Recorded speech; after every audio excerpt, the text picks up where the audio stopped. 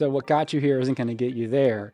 And there's different altitudes of it. As you first come in, it's exactly what you said. It's the business acumen, it's the communication skills. And as you grow from that director, senior director role into the vice president type of levels and chief architect roles, you have to get yet another skill on top of that, which is EQ, right? Emotional intelligence, the ability to sort of take intentionally disagreeable people and help them find their common ground. And I love that stuff. That's what's really fun. But to do it, the playbook, you kind of got to throw it out. And there isn't a formula. It's more about listening, relationships, curiosity, and finding common ground from different parties. So how do you get there? Well, this is one of the reasons why I certified to become an executive coach. How do I get people to do what I need them to do?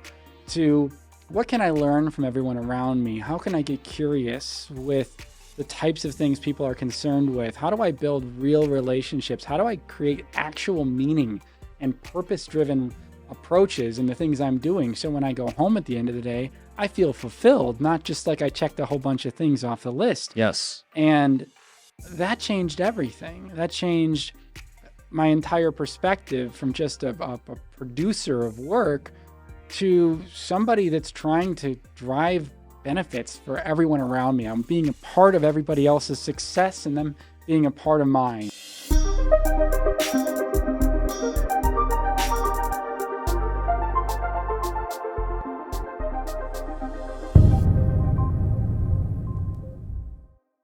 Welcome to the Change Agent Podcast. I'm Nathan Wisnowski, Concurrency's Chief Technology Officer. Welcome to the show. This is the show where we talk about awesome and interesting technology topics with change agents in the industry.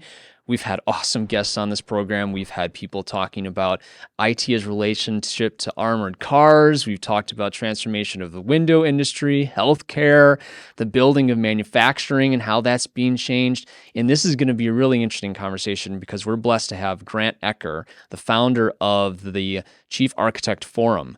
Such an interesting conversation about what does it really mean to be an architect? What does it mean to build something? What does it mean to do it well? And it's my pleasure to introduce Grant to the program. Hi, so glad to be here. Awesome. Well, I'm so glad you are here and in person too. This is fantastic. Way better than the virtual stuff we're so used to. Absolutely.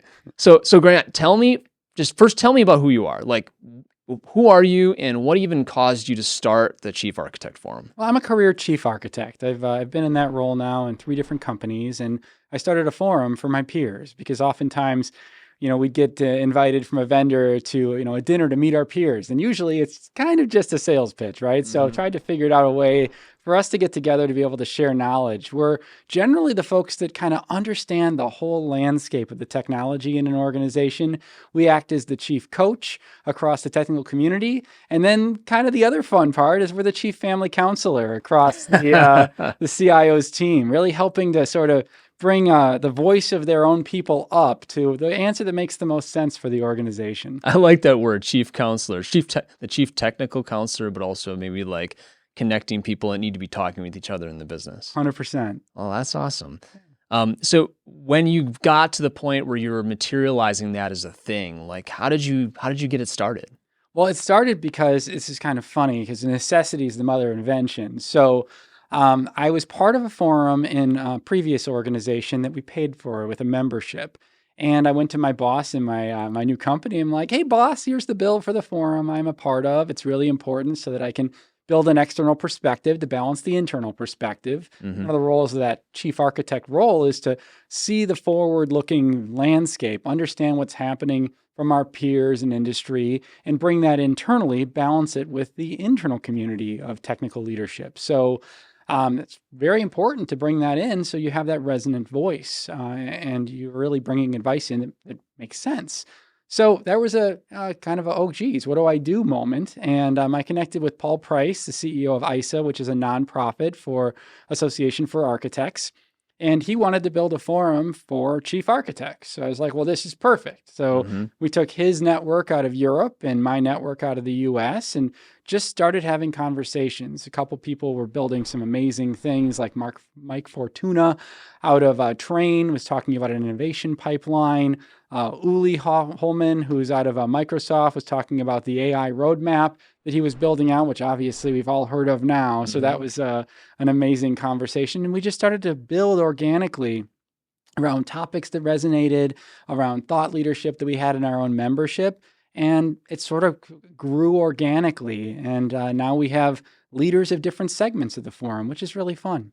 I really respect something you said earlier too, just creating a space for people to share openly with each other in a transparent way, not in like I'm hitting into this because I'm being sold something or it's competitive or I'm being bombarded with staff bug or whatever, right? Like, Can I just have a conversation with people that are my peers about something that's meaningful? 100%. And that's, we stay vendor free, we stay cost neutral. When we go to dinner, I know it's surprising, we can pay our own bill. We don't need a vendor to pay that for us. So, as we kind of stepped into that and realized, it wasn't worth the hour pitch to have somebody buy our meal. And we can easily pay for a steak on our own. It took some of those hurdles out and really allowed us to enrich our connections. And we have vendor members, like I mentioned, Uli at Microsoft.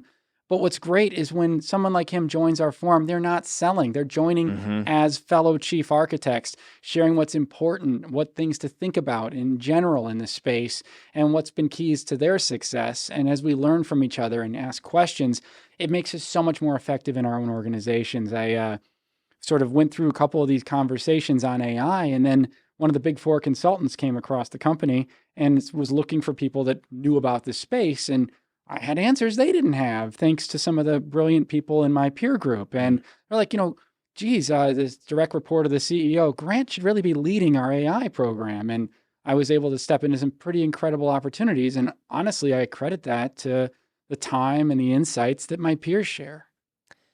So maybe one of the most significant things that I've seen from you lately I think this was also from Paul, was this topic of the profession of architect. Yeah. That has meaning. I think we've all heard the word architect a gazillion times in our career. We've heard the word architecture, which sometimes people just equate to be like a Visio diagram. Like what does it mean to, not even saying chief architect, like what does it mean to architect something when you use that as a term? Well, let's start with what it isn't, right? It isn't the most deep technical person in any particular thing, right? It isn't the person that is going to have all the answers necessarily either. I think it's about having the breadth and the curiosity to explore other domains to connect puzzle pieces together. People talk about, when you first get into this space, it's about becoming a T-shaped person, right? Having breadth in one area and then start to build that broad scope across where you can understand how your space connects in. But that's where we start. As we grow as architects, we become W-shaped people or WWW-shaped people, where we have lots of little points of depth, but our breadth continues to grow. And to me, the more that we're able to bring others along with us, that we're able to actually start to understand who's an expert in this area, who's an expert in this area, how do we bring them together? That's where we really start to add value. And it's also not just technology, as you know, right? Business architecture starts with that process of decomposing a business imperative or strategy down into the individual capabilities that we need to enable. And then the people, the process, the information, the technology that's needed to drive that, and ultimately the KPIs that we know we're winning.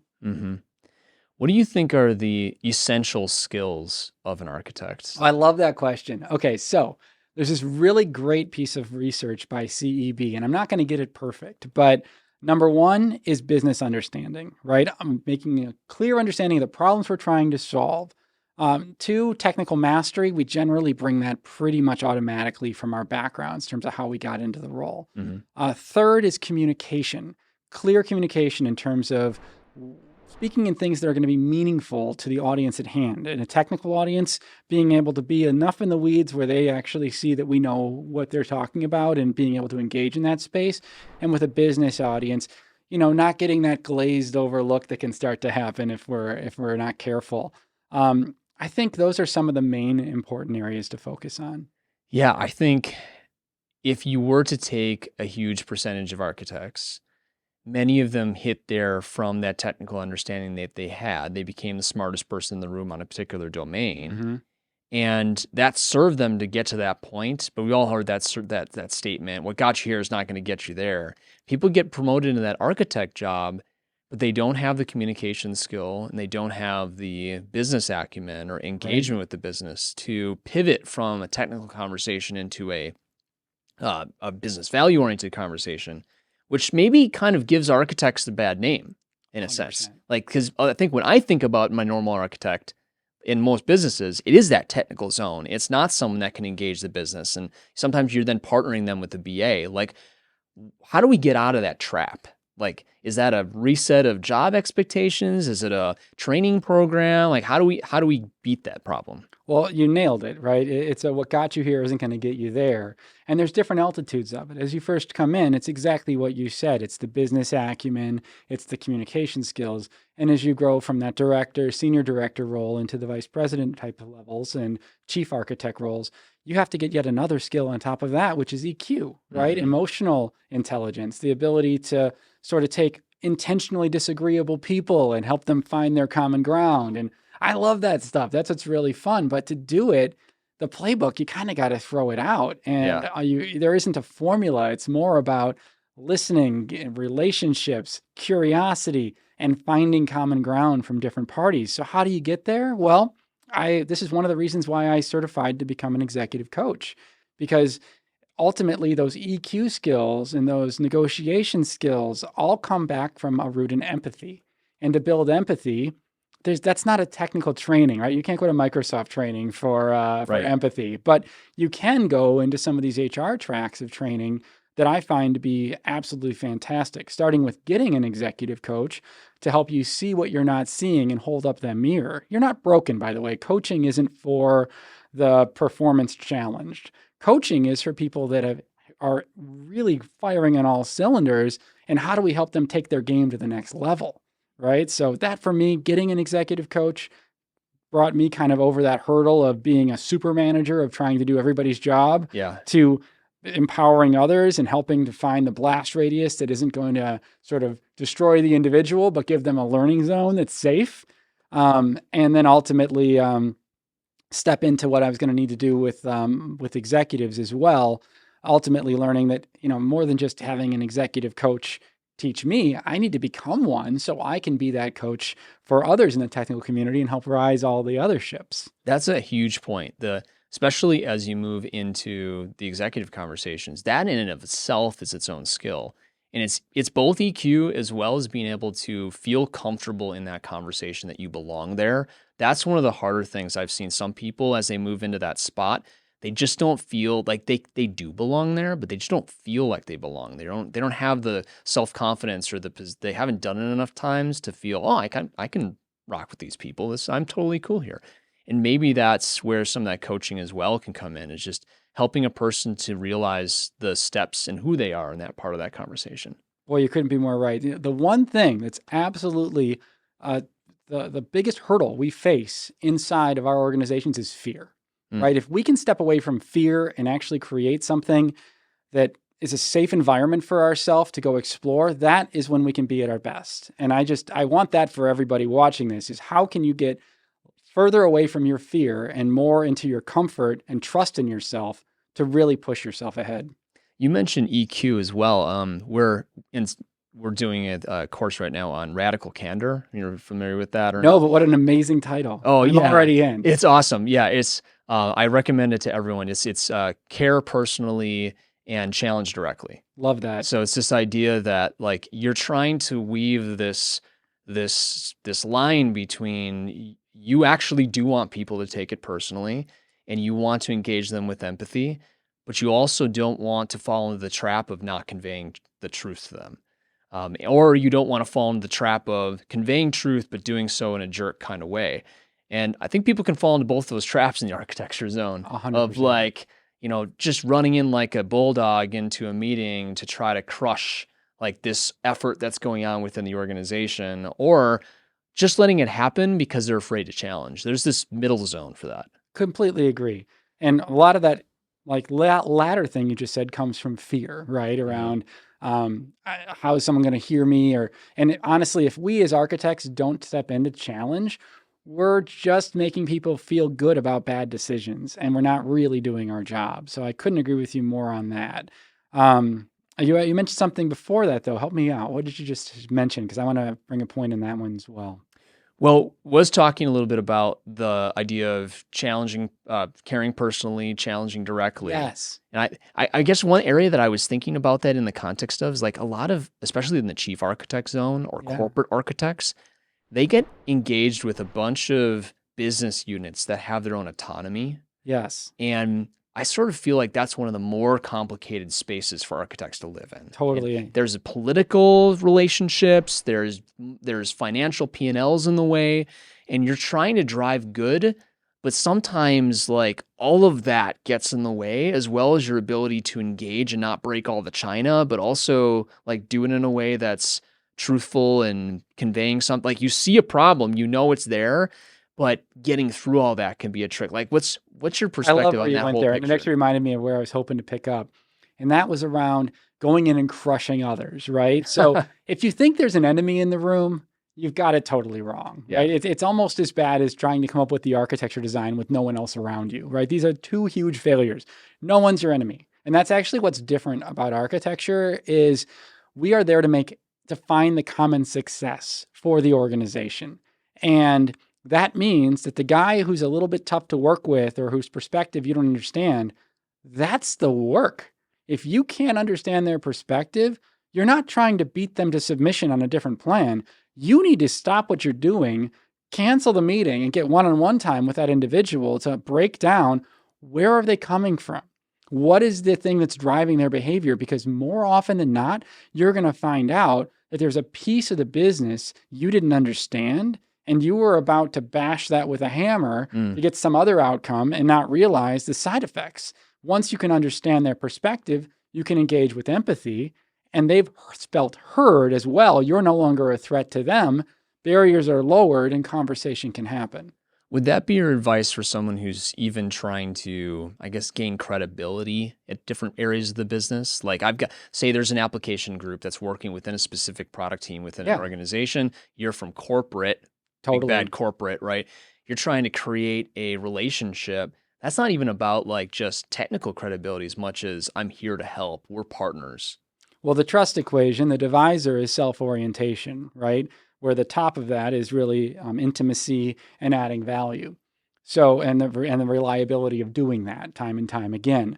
So the more you're able to get curious and to be focused on their success as opposed to something you're trying to drive, the more you've increased your trust and therefore your ability to influence. But you're doing it not for yourself. Authentically, you're doing it to try to drive the outcome for the business. So I find that trying to come across as you truly intend in that way is what ultimately creates a little bit of the breakdown of those silos. Is I don't necessarily like what the organization is doing or what this other area is doing, but I can at least trust Grant, or I can at least trust this architect that they understand my space. And I might even get a little curious and say, why is this other group behaving in this way? And if I've done my role as a chief architect, I truly understand the other group's perspective and I help to balance it in words that are meaningful to the other. This is that chief family counselor role I'm talking about, right? And ultimately, the more effective we are there, we become the trusted liaison that can move across. And if we're really good at our job, we can bring disagreeing parties together. Yeah, good point. Where do you feel, okay, so let's call it, what some people call it a center of excellence. Sometimes people call, there's all these terms for like these like centralized vehicles to create this stuff, right? I feel like it's always a balance between governance and architecture and adoption. Like there's this balance between the two.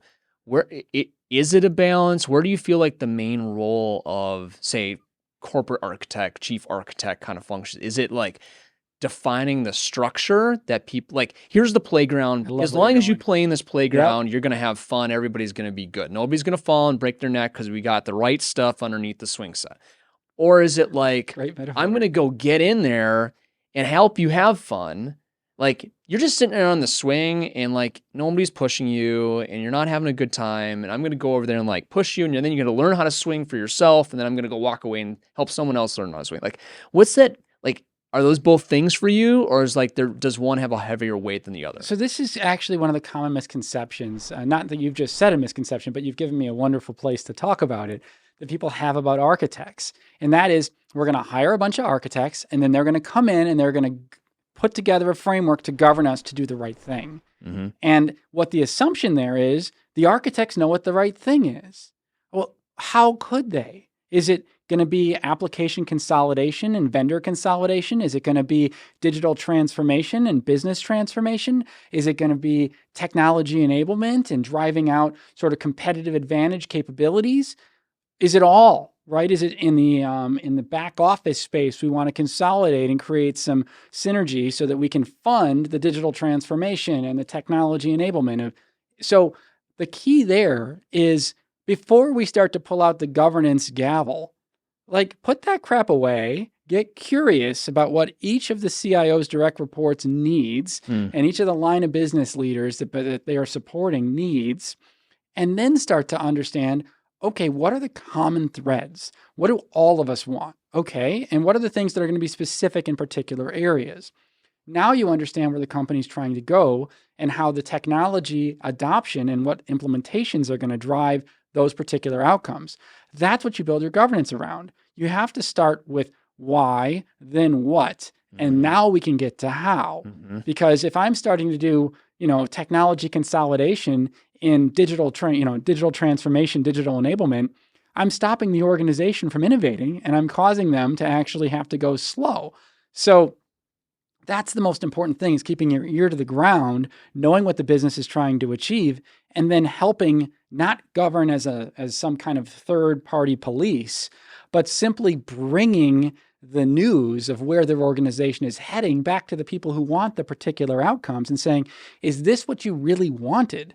Because we wanted to go, let's say, from Minnesota to Florida, and this has got us somewhere in Arizona. Well, it's not even close. Do we want to maybe we can't get all the way to Florida, but can we stop in North Carolina, right? So when you bring that information back to the executives and show them where they've said they want to go versus where they are going, that's governance. And we might do it through an architecture review board. We might do it through a conversation. And that's why I think it's really important for architects to keep a cadence, a conversation with the business leaders and the technology leaders they're supporting, so that it doesn't have to wait until a design is completely baked and comes to a governing board to be shut down. The governing conversation should be the most boring conversations of the week, because we've already done the work to collaborate, align, and make the best compromises on the path to where we ultimately want to get. Yeah, you've done the alignment work to make it a moot point, I guess. Exactly. Yeah, if governance is super, I guess, emotional or charged, you've got a lot of work to do, because the work is happening in the review as opposed to in the design. Yep.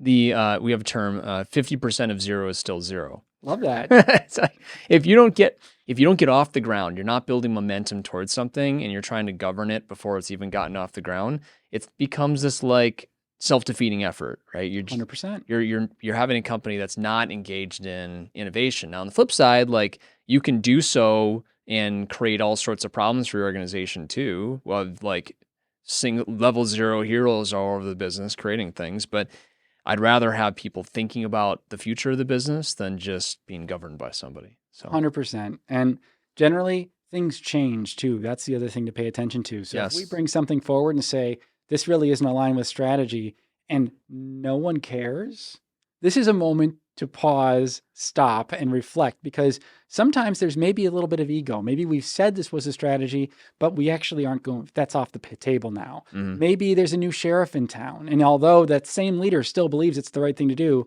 they have lost influence, and another leader's actually providing a different path forward, and no one's going to say that out loud. But if you can start to figure these things out in the one-on-one conversations and the personal relationships you have across the organization, that's where this stuff really starts to come to life, which is why that EQ and that personal connection matters so much.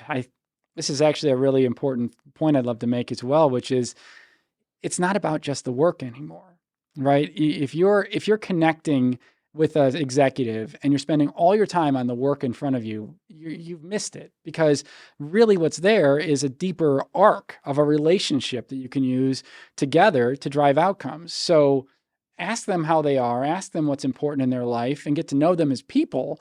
And now you have a deeper rooted conversation. So if you have those hard conversations you mentioned a moment ago, they are rooted in trust. They come from a place where caring is understood and assumed. Now we can talk about the hard stuff. Exactly. And you have to rebuild that too.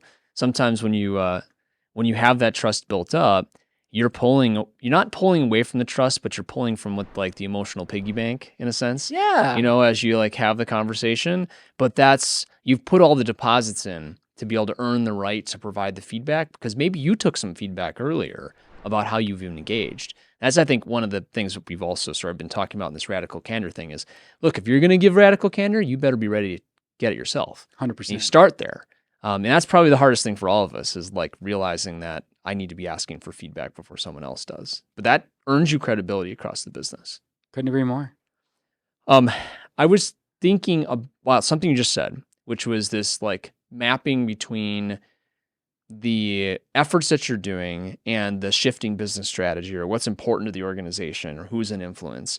And where I'm kind of drawing that into is another conversation I'd love to kind of connect this into, is this idea of one of the present challenges almost every business is dealing with, which is the adoption of artificial intelligence. And many companies that we're working with are ones where, like, they come to the table saying, we're doing this thing, or we've got this technology, or I want to adopt it for this scenario. And they haven't really stepped back to think about the mission of the business, and that it exists for a reason. And it has its own strategy to grow and be fruitful in what it does and what it delivers. And unless it connects to that mission as a way of serving the strategy, and not the other way around, the business doesn't exist to serve the technology, you're missing the boat. Like, how do you, like, as you think about like this current moment, how does your learnings in architecture as a practice, as a thing, as a technique, how does that help us to kind of navigate this moment of AI and what it means to every business? Oh, that's a great question. And it is an absolute theme that we continue to see. And it kind of focuses back in the same challenge we talked about in governance. An obsession on the how without understanding the what and the why is the root of the challenge, right? And AI doesn't change that, right? No technology does. Technology is always a piece of the puzzle to enable a capability. You still have process, you still have people, you still have information, and you still have the measures to make sure that as we move that capability forward, are we winning or losing? So the role of the architect is to make sure we don't lose the what. And that we connect it to the why of the organization's purpose and imperatives. So once we know our purpose and imperatives, and we know kind of how we're trying to move forward as an organization, what's important to each leader, great, let's step into the what. What are the capabilities that are required to drive those business outcomes? And sometimes it isn't the technology that's the gap. In fact, the technology's fine if you rate all the people, not necessarily the leaders, right? You want to talk to the practitioners, the people on the floor, the people actually delivering the capability for customers, for patients, for whatever your business is in, right? The end consumer of your business. How do they see the capability enablement that they're trying to drive, people, process, info, tech, and the measures? And where are we short? And from their perspective, how well are we positioned to take this new imperative and take it forward? And where are the biggest gaps? So understanding that at the highest level, you don't have to make this a huge effort. It can be done in 8 weeks or less, even if you have enough of an understanding. Then you start to be able to go, okay, are we addressing it across all these dimensions in the right place? And where can technology be part of the solution and shorten our delivery time from where we are today to where we need to be? And many times, technology like AI can be the enabler.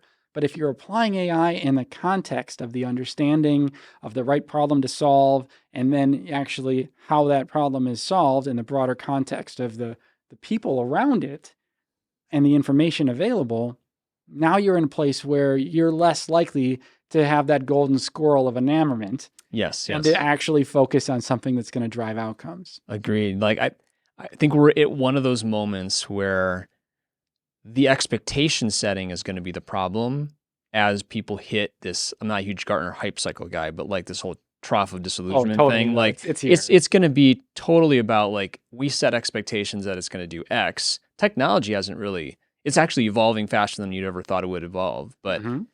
the way in which people thought it was going to act is different than the way it actually is going to act. And some of that's on like architects engaging in a fruitful, honest conversation about mission of the business. I love how you said the why, the what, and the how. Start with the why, drive that into ultimately how your what is, and then bring it into the how. But on that, I have a question. Okay. Okay, go for So it. I had an architect that I really admired, and we always talked about people, process, and technology Yeah. in this context. And he's like, Nate, sometimes it's technology and then people and process, because the technology is sometimes the disruptor to the entire market. Like it creates a horse-drawn carriage being replaced by the car. Like Sure. we all know that the why is the transportation. We get it, Hmm. right? Like, yeah, it's still why, what, how.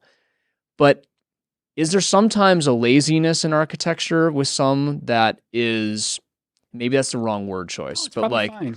that they're almost too much on the like here's our strategy, but like this technology moment is altering the landscape. And even though the mission of the business hasn't changed, the what and the how in terms of its delivery might change dramatically. And AI might be one of those moments where like companies need to think about that more seriously than maybe they thought about like, I don't know, some other like sub technology that's a little bit less impactful. Yeah, no, I think there's definitely those moments, right? And I think um, the same can be true of people. You might have a thought leader join your organization who's reshaping the way your company engages, or the culture, like that you've just mentioned, in terms of that radical mindset of challenging and being honest with folks. That can sometimes be a driver as well. But I think there are moments for each of these areas to drive us forward. And it's one of the things an architect can do in their vanguard role of really looking ahead and seeing the future, is saying, I see this technology, I understand how it works. And then the architect has to ask the question, how can this enable my business in ways it isn't today? And now engage in those relationships that they've built and simply focus that AI conversation with the leaders where they see the biggest opportunities. I know where this is a huge pain point for us. This could be a solution. So I kind of think of it as a medicine to challenge type of focus, Mm-hmm. but it is indeed the architect that might be bringing, and you should be bringing, that opportunity forward. Just like your business process leader is going to be bringing forward opportunities they might be hearing in their network, that we can optimize our process and cut these steps of muda or waste out of our process and drive this forward. Architects should be bringing forward that technology enablement lens in the context of the business need. What would be your advice for an architect? I'll kind of draw maybe an idea here. Yeah. Um, as an architect moves into that first position, Hmm. and they had been like, they're moving out of the senior engineer world into their first architect opportunity. And they're even starting to move even a little step beyond that. And technology evolves. Yeah. Okay. So they were like, to use some really retro stuff, they were an SCCM guy. Now they're like getting challenged, be an Intune guy, or they're an on-prem monolithic application designer. Now they're designing with microservices and containers. And like, should that architect be coming more like a T, but shallow T's and broader, like lots of down lines, but not as deep? Or should they keep latching to the new thing with depth in that technology domain and maintain one or two that are super deep for themselves, but they keep tracking forward? So they are maintaining that technical depth, that got them there. Yeah. Or is it smarter for a person to be like, well, like maybe that actually isn't even necessary for you anymore. Like you can chop off the bottom side of that. Like I can actually do that clicking and I'm okay with a T that's less deep. Like, what's your opinion on that? Like that Yeah, tension that would actually, I exist? think you can't go wrong. Hmm. I think that if you want to take a technical architecture career path, you want to keep your T pretty deep. You want to gain awareness and breadth across, and you also are going to be augmenting your technical depth with colleagues that are equally strong in depth in other areas. So you effectively build your W's with Yeah. others, right? If you want to be an enterprise architect, it's actually more important for you to find the others that will complete the picture for you. You have to let some of the bottoms of the T's go away, but understand the themes of the industry, understand the trends, understand the overarching technology so that you're asking the right questions. But ultimately, as an enterprise architect, if you're coming in the room with all the answers, you're probably going to undermine the technical architects in that space. So there is kind of the bridge from the what to the how that enterprise architects play, where you have to kind of lose the bottom of some of those, I guess I'll call them W's, Yeah. so Yeah. that others can be deeper there. And in the business architecture track, it's the opposite from a technical architect. They're trying to get as broad as possible and be the hooks into the business, be the experts in the what, where the technical architects are the experts in the how, Mm-hmm. and your enterprise architects connect the two. Yep. Yep. Yeah. I feel that's an interesting spot of like where a person has to really think about what they want to be. You Like can't be what? wrong. Yeah. You can go just as high on the technical architecture track as you can go on the business architecture track. Oh yeah. Sure, there might be an overall leader of enterprise architecture that's a senior leader. However, you could also, as your technical architect, become the domain leader and appear to the chief architect. And you can become in the business architecture track the strategist of running the annual planning with the presidents of the division, or potentially switch into the business and actually drive a particular business unit. It's one of my favorite parts about architecture is exporting talent. I call it the architecture talent fountain. It's about bringing people up from the ranks of the subject matter expertise in business, in technology, teaching them how to broaden, letting them rotate around, and then exporting them back out to the organization Mm-hmm. so we can benefit from these people that have a better enterprise understanding. Yeah. That's a great point. I I've experienced that one of the hardest things. Well, first off, I agree with you that like you could be a very deep single function architect in a particular domain and have some, broadness across the top and be like super successful in your career. Like 100%. identity architect, that's what a person does, right? Like, and you Yep. need people who truly understand a domain to be able to execute on it well. Another sort of person might choose to be more enterprise architect focused or business architect focused. And I think the hardest thing for that kind of person, and I've even gone through some of that myself, is you grew up being technical and you have to let go of like a part of yourself that like you may even 100%. still love tinkering, like, and I Mhm. do too. Like Yep. I love tinkering, but one of the hardest things for me to let go of is I have to let someone else be the expert on this now. And I'm going to back away from the details of it. And that's okay. Like that's actually better for the business that we're partnering to do that. That can be hard to let go of. Two big barriers there: ego and fear. In this case, the fear of missing out, right? Mm-hmm. The fear of no longer being regarded as the expert, right? Yes. Yes. Right. So again, where we can drop the fear and step into the challenges that are going to help us achieve our career aspirations, we got to let go of the things that aren't going to be foundational to that success, because ultimately as an enterprise architect, it's bringing everyone along that helps you win. So even if you knew all the answers, you're far better off to bringing along others, listen to their perspective, and find the good enough answer you all are aligned on, because now you have a whole village going after the challenge together, all feeling like they own this solution and they were a part of coming up with it. Exactly. Yeah. Especially when they see and participate within the vision, they then can walk toward it and see that as a destination. I always really enjoy the aha moment, like just being part of that.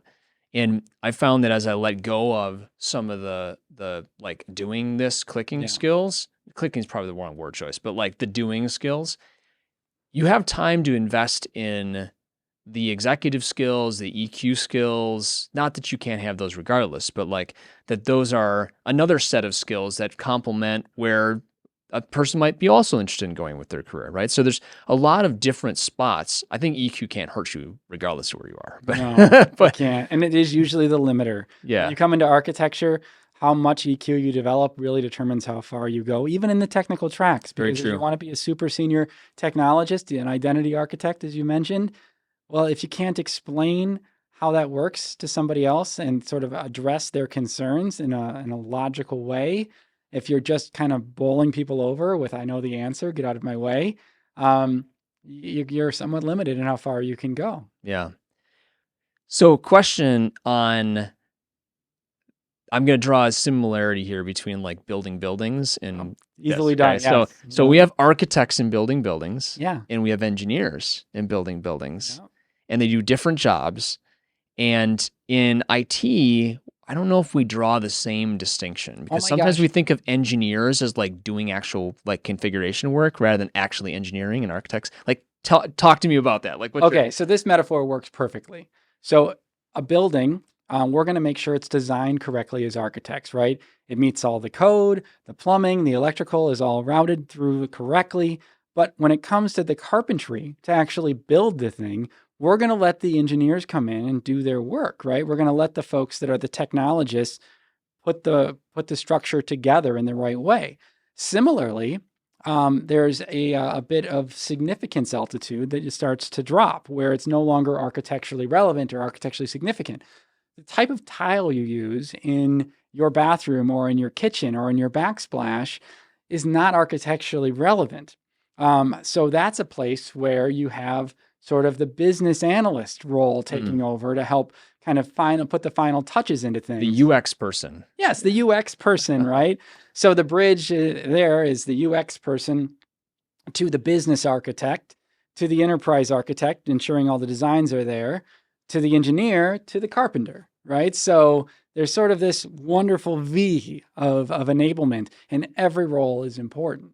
It's just kind of there's a different altitude of significance and a different focus in each profession that work hand in hand. Because if you only have the top of the V, you're not very good at interior decorating and you don't know how this thing should actually be built, but you know the rough idea.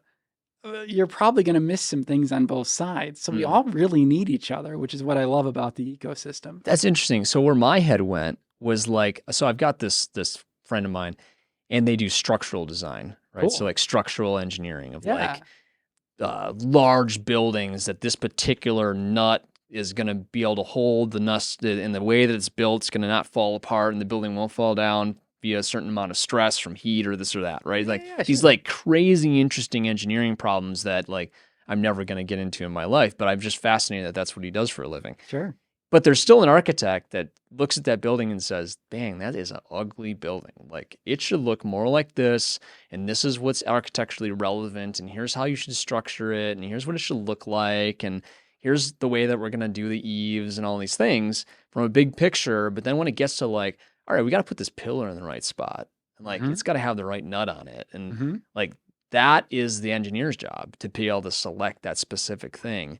I think that's sort of an analogy to like how we have to form partnerships in the IT space. Couldn't agree with you more. And I love that metaphor.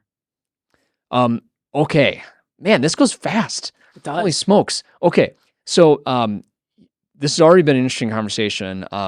One of the things that I want to ask you about is who's influenced you. Like you have been successful at just being an architect and a chief architect at that, but also like you started this amazing organization that is connecting people that do interesting jobs to create a better awareness of architecture within the community and to build better outcomes within businesses. Like, what inspired you to, like, who has inspired you to be able to do that? I think that one of the most transformational people in my career has been Paula Winkler, my first executive coach. I came in my first director level role in architecture, and I was super managing it, right? I was doing everyone else's jobs for them at a different level of detail. And then when I'd get asked questions, I didn't really have a lot of time. So I'm like, hey, can't you see I'm busy doing your work? I need more space here.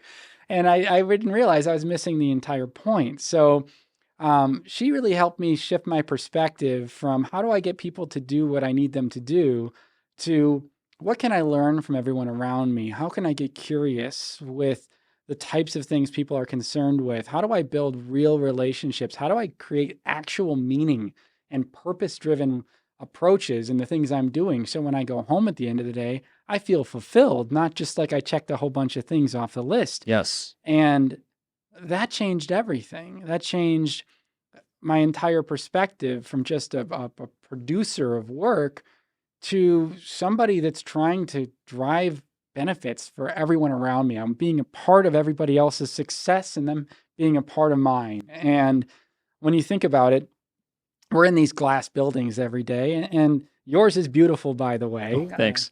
It's, but at the end of the day, it's just a structure. And it's the people that occupy these buildings and the relationships and the results that we create together that ultimately matter. So, as I think about, the end of the road for any of us, are we going to care that we got another TPS report put together? Oh, man. Or are we going to really value that we helped somebody and they helped us? And, at the end of the day, we were better for having worked with one another. So that shift in focus, I really credit to Paula, and that then allowed me to pursue my own professional coaching journey, which has opened up even more doors. So to Paula, if you're listening, thanks a lot for helping me see the true path to fulfillment in a career and in general in life.